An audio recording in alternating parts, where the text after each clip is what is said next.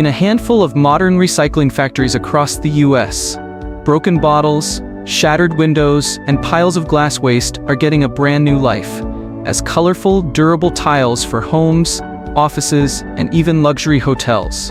In today's video, we're going to take you inside one of these factories and show you exactly how trash becomes treasure. From the moment the glass arrives to the moment the finished tiles are packed and shipped, you'll see every step in the journey. And trust me, it's way more fascinating than you think. Before we jump in, if you love discovering how everyday things are made and how waste can be turned into something amazing, go ahead and hit that subscribe button and turn on the bell. We post fascinating behind-the-scenes stories every week, and you don't want to miss what's coming next. All right, let's head inside the factory.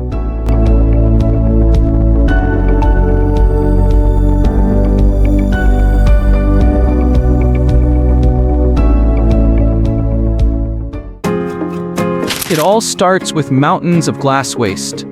Every single day, trucks pull up to the factory loaded with recycling bins, giant bags from construction sites, and crates from municipal collection programs. This isn't just beer bottles and soda jars, it's everything. Old mirrors, cracked windshields, broken tabletops, even glass from demolished buildings. If it's glass, it can be recycled. At the gate, every load is weighed. The weight, the source, and the type of glass are recorded. That way, the factory can track exactly where each batch came from. It's like keeping a paper trail, but for glass.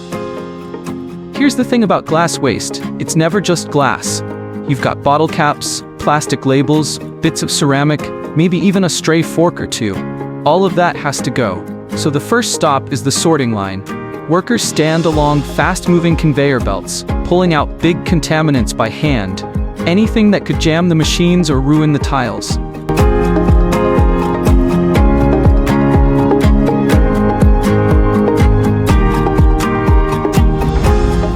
Next, the glass passes through high-tech separators. Air jets blow away lightweight trash like labels and paper.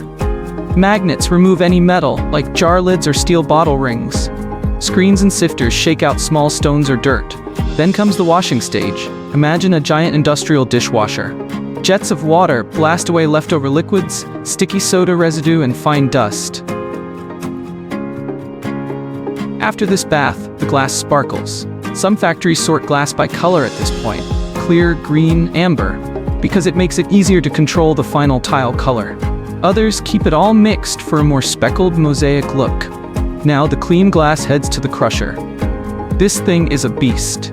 Huge spinning hammers smash the glass into small chunks called cullet. If you've ever dropped a glass and seen it break into thousands of tiny pieces, this is the same idea, except controlled and consistent. The pieces are usually between the size of a pea and coarse sand. Why crush it? 2 reasons. 1, smaller pieces melt more evenly later in the kiln.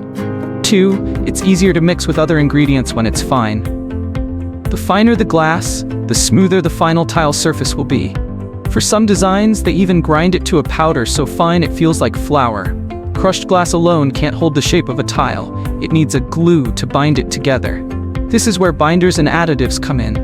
The cullet goes into massive mixing drums, along with clay or porcelain powder, gives the tile strength and structure. Pigments, or color. Want a bright cobalt blue kitchen backsplash? That's thanks to a pinch of mineral pigment. Fluxing agents. These lower the melting point of glass so the factory can save energy when firing. The recipe is like baking cookies. A little too much of one ingredient and the whole batch turns out wrong. Technicians carefully measure each component to make sure every tile looks and performs exactly the same. Once mixed, the material feels a bit like damp beach sand, gritty but moldable. Here's where the transformation starts to get exciting. The glass mixture is fed into tile presses, huge machines that slam down with tons of pressure, squeezing the mix into perfectly flat, square shapes. These presses can pump out hundreds of tiles per hour. For more artistic or decorative tiles, the mixture is poured into molds instead. Some designs even sprinkle in bigger chunks of colored glass at this stage, so when the tile is fired, you get gorgeous jewel-like specks inside. When they come out of the press or mold, the tiles look, well, kind of dull. They're just pale, chalky shapes. But that's about to change in the kiln. Freshly shaped tiles are still damp from the mixing process. If you put them straight into a hot kiln, they'd crack from the steam pressure. So they go into drying chambers, long, warm tunnels where hot air gently removes the moisture. This can take anywhere from a few hours to overnight, depending on the tile size. By the time they leave, the tiles are completely dry and ready for the big heat.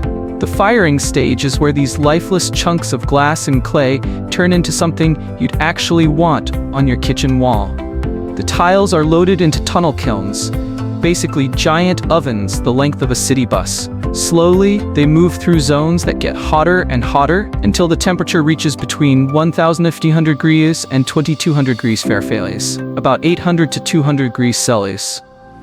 At these temperatures, the glass particles soften and fuse together into a solid mass. Pigments wake up, revealing their final, vibrant colors. Any larger decorative chunks melt just enough to bond with the rest, creating smooth, glassy patterns. The factory controls the firing time and temperature down to the minute. Go too hot, and you lose the color. Too cool, and the tile stays brittle. When the tiles leave the hot zone, they can't just be dumped into room air, they'd shatter from thermal shock. Instead, they pass through an annealing section, where the temperature drops slowly over several hours. This gradual cooling relieves internal stress, making the tiles much stronger. By the end of this stage, they're cool enough to handle, and they look completely different from when they went in. Smooth, colorful, and solid. Some tiles go straight to packaging, but many get extra treatment to make them even more beautiful or practical. Polishing for a glossy, mirror-like finish, texturing for slip-resistant surfaces, perfect for bathroom floors, glazing to add shine, depth, or patterns. The finishing line is where tiles really show their personality. It's also where quality inspectors check for chips, cracks, or color issues. Anything less than perfect gets recycled back into the process. Finally, the good tiles are stacked into cardboard boxes, cushioned to prevent damage, and labeled with size, color, and batch number. The boxes are loaded onto pallets, shrink-wrapped, and rolled onto trucks. Some will head to local home improvement stores, others to high-end designers or export markets. From here, they'll be installed in kitchens, hotel lobbies, swimming pools, anywhere a beautiful, durable tile is needed. It's proof that with the right technology and a little creativity, even broken trash can be turned into something beautiful and lasting. And that's the incredible journey of how broken glass gets a second life as beautiful, durable tiles. If you enjoyed this behind-the-scenes look and want to see more amazing transformations like this, make sure to subscribe and tap the bell icon so you never miss a new video. Thanks for watching, and I'll see you in the next one.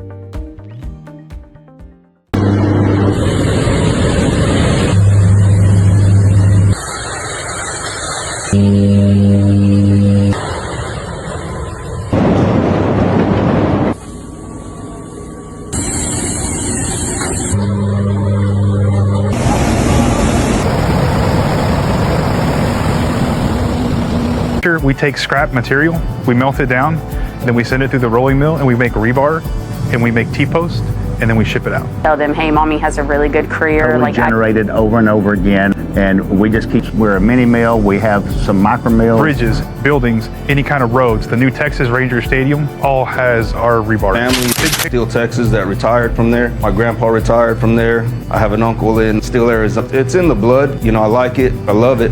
CMC always recognizes hard work. Every day, mountains of scrap metal are tossed aside. Forgotten relics of old cars, demolished buildings, and decommissioned machines. But what if we told you these discarded metals are being reborn as one of the most essential materials in modern construction? Welcome to the world of rebar, steel reinforcement bars that form the invisible skeleton of buildings, bridges, and highways. And in this video, we're taking you inside an eco-friendly steel factory to see how tons of scrap metal are transformed into high-strength rebar, ready to support the weight of the modern world. Stay tuned to discover the incredible journey from junkyard to construction site. Steel is the most recycled material on Earth. In fact, over 70% of rebar in the US is made from recycled scrap metal. And that's not just good economics, it's a sustainability win. At the heart of this transformation is a type of facility known as an electric arc furnace, EAF steel mill. Unlike traditional blast furnaces, EAFs don't rely on iron ore or coal.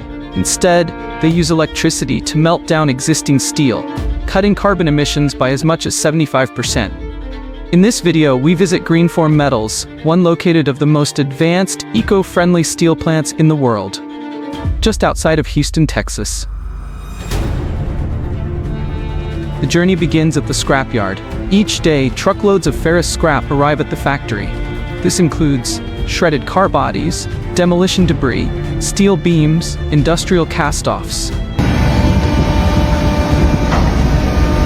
A crane equipped with an electromagnetic claw lifts the material and sorts it, removing non-ferrous metals and contaminants.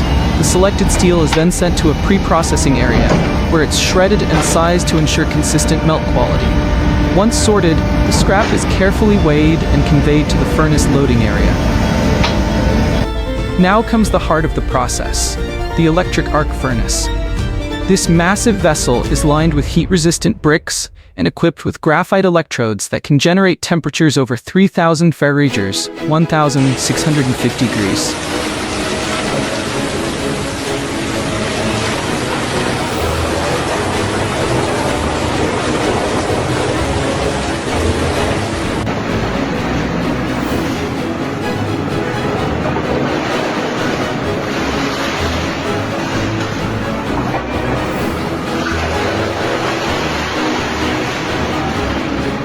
As the electrodes lower into the furnace, a powerful electric arc forms, creating a plasma field that melts the scrap metal in minutes. This process is not only fast, it's efficient.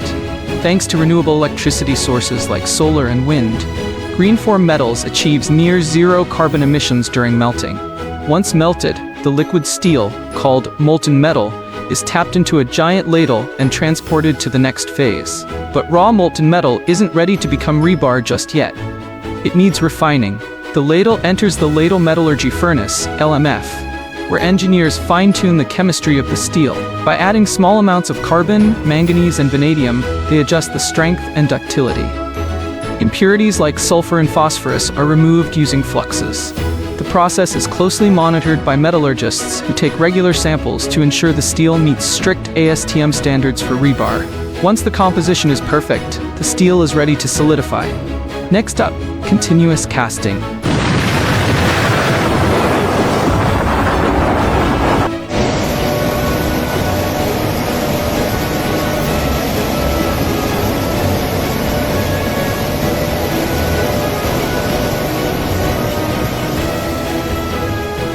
Molten steel is poured into a mold that quickly cools it into a semi-solid shape, typically a square billet about 6 to 8 inches wide.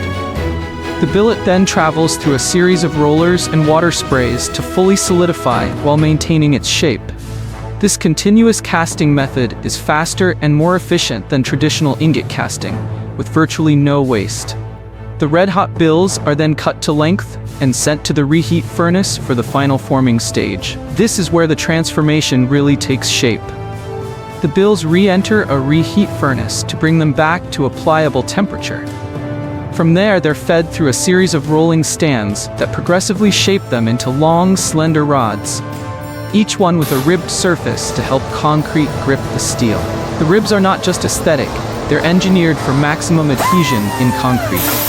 Depending on the final use, the rebar is rolled into different diameters, typically ranging from 3/8 inch to number 18, 2.257 inch. The rods are then cut to standard lengths, usually 20 or 40 feet, and moved to the cooling bed.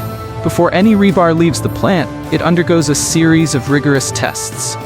Each batch is sampled and checked for tensile strength, bendability, chemical composition, corrosion resistance. Only when it passes all quality control metrics is the rebar certified and stamped with a unique mill code, allowing for full traceability from melt to shipment. Once cooled and inspected, the rebar is bundled, tagged, and stored in massive outdoor yards. From here, it's loaded onto trucks or rail cars and sent across the country to skyscraper projects in New York, bridge repairs in California, and new housing developments in the Midwest. Each bundle represents not just a batch of steel, but a triumph of recycling, engineering, and environmental innovation. As the world races to decarbonize, industries like construction and steelmaking must evolve. And facilities like Greenform Metals are leading the way. By recycling scrap, using clean electricity, and deploying smart automation, they prove that heavy industry doesn't have to be heavy on the planet. In fact, every ton of recycled steel used saves 1,400 pounds of iron ore, 2,400 pounds of coal, 120 pounds of limestone, and reduces greenhouse gas emissions by nearly 60% compared to virgin steel production. Thanks for watching. If you enjoyed this deep dive into the world of steel recycling, don't forget to like, subscribe, and check out our next video, where we go inside a factory turning waste plastic into highway asphalt.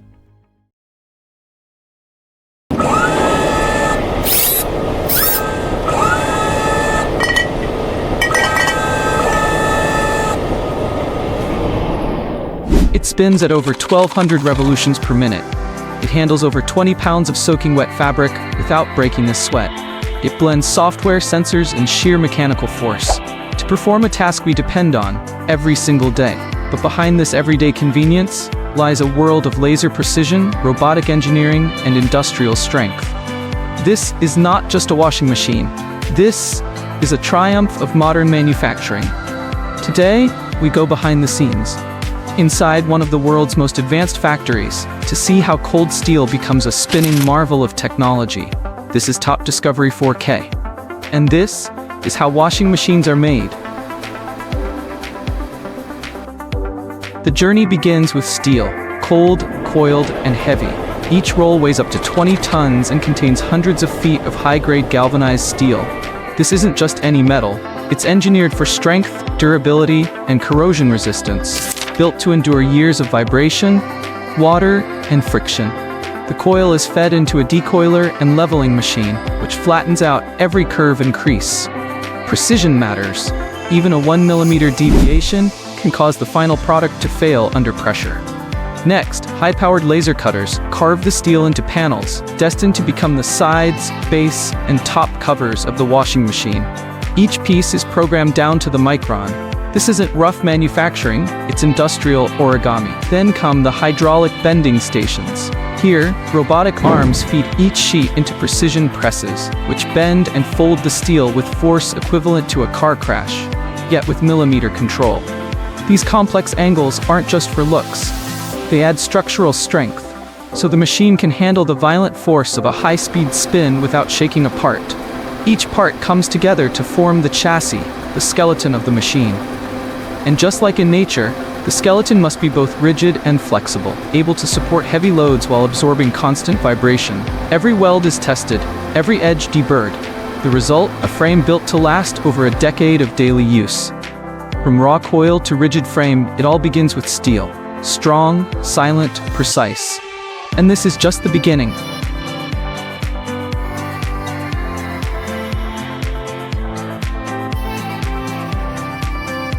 Inside every washing machine lies its beating heart. The inner drum, a polished cylinder that spins, shakes, and swirls your laundry clean. It may look simple, but this drum is a product of high-precision engineering.